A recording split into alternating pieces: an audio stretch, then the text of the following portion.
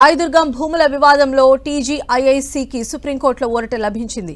46 ఎకరాల భూముల విషయంలో వివాదం నెలకొనగా భూముల సర్వేపైన వారం రోజుల పాటు యథాతథ స్థితి కొనసాగించాలని ఆదేశించింది సుప్రీంకోర్టు. వేలం లేదా సర్వేను నిలిపివేయలేమని స్పష్టం చేసింది సుప్రీంకోర్టు. హైకోర్టులో టీజీఐఐసీ ఇంప్లీడ్ అయి అభ్యంతరాలను తెలపవచ్చని సుప్రీంకోర్టు పేర్కొంది.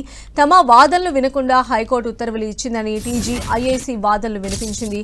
2016 నుంచి పెండింగ్లో ఉన్న ప్రధాన రిట్ పిటిషన్ను 3 నెలల్లోగా పరిష్కరించాలని హైకోర్టుకు సుప్రీంకోర్టు సూచించింది.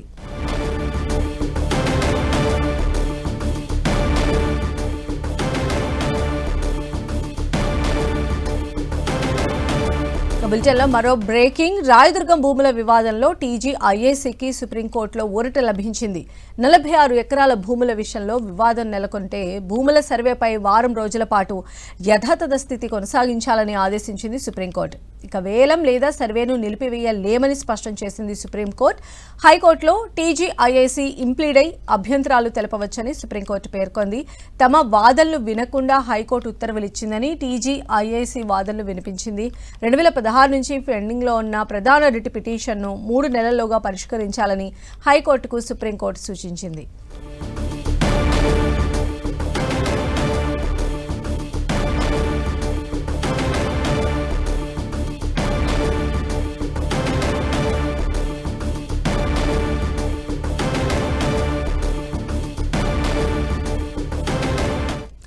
రాయదుర్గం భూముల వివాదంలో టీజీఐఐసీకి సుప్రీంకోర్టులో ఊరట లభించింది. 46 ఎకరాల భూముల విషయంలో వివాదం నెలకొనగా భూముల సర్వేపైన వారం రోజుల పాటు యథాతథ స్థితి కొనసాగించాలని సుప్రీంకోర్టు ఆదేశించింది. అయితే వేలం లేదా సర్వేను నిలిపివేయలేమని స్పష్టం చేసింది సుప్రీంకోర్టు. అయితే హైకోర్టులో టీజీఐఐసీ ఇంప్లీడ్ అయి తమ అభ్యంతరాలు తెలపొచ్చని సుప్రీంకోర్టు పేర్కొంది. తమ వాదనలు వినకుండా హైకోర్టు ఉత్తర్వులు ఇచ్చిందని టీజీఐఐసీ వాదనలు వినిపించింది. దీంతో 2016 నుంచి పెండింగ్లో ఉన్న ప్రధాన రిట్ పిటిషన్ను 3 నెలల్లోగా పరిష్కరించాలని హైకోర్టుకు సుప్రీంకోర్టు సూచించింది.